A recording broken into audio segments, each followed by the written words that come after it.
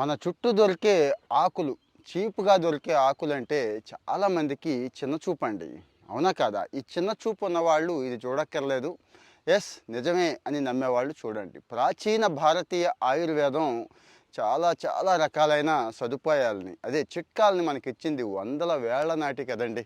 Suppose చిన్న example చెప్తాను. చుట్టూ దొరికే వేపాకు నచ్చదు. ఫ్రీగా దొరికే మునగాకు నచ్చదు. జామాకు అసలు నచ్చదు. ఈ జామాకు ఇన్సులిన్ సెన్సిటివిటీని తగ్గిస్తుందని చెప్పి, అంటే అందులో విపరీతమైన వగరు లక్షణాలు ఉంటాయి కదండి. పాలిఫినాల్స్, ఫ్లేవనాయిడ్స్, టానిన్స్ అని చెప్పి కొట్టండి, యూసేజ్ ఆఫ్ అని చెప్పి గూగుల్లో. దండిగా సమృద్ధిగా న్యాచురల్గా, కెమికల్ రూపంలో కాకుండా న్యాచురల్గా ఇందులో ఉంటాయి అని మీకు తెలిసిందే.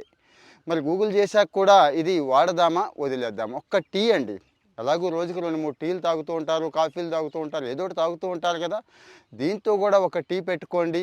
మీ షుగర్ లెవెల్స్, మధుమేహం ఎంత ఇబ్బంది పెడుతుందంటే అంత పెడుతుంది కదా. 25-30లకే వచ్చేసి షుగర్ వచ్చేసి ఏమీ చేయలేని పరిస్థితి. పాపం చాలా బాధపడుతున్నారు. అంటే టాబ్లెట్లు గట్రా అన్నీ మానేసి ఇది ఒక్కటే కాదు నా ఉద్దేశం. కాస్తో కోస్తో దానికి ఇది అడిషనల్గా హెల్ప్ చేస్తుంది. భవిష్యత్తులో అసలు షుగర్ జబ్బే నాకు రావద్దు, డయాబెటీస్ నుంచి దూరంగా ఉంటాననే వాళ్ళకు కూడా అద్భుతంగా పనిచేస్తుందండి.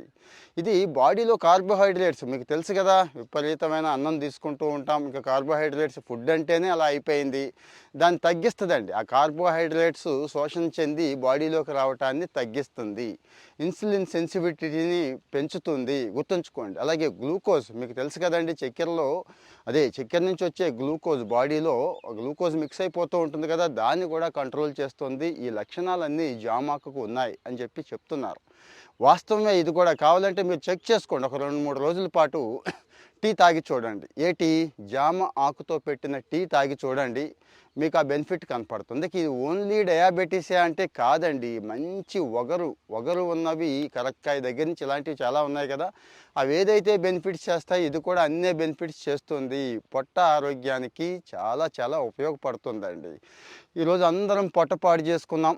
అది సెకండ్ బ్రెయిన్ అని తెలిసినా కూడా పొట్టని నిర్లక్ష్యం చేసేసాం. ఏది పడితే అది తింటున్నాం. కాబట్టి ఇలాంటివి కూడా కనీసం ఒక టీ తాగడం వల్ల వచ్చిన నష్టమేమీ లేదు.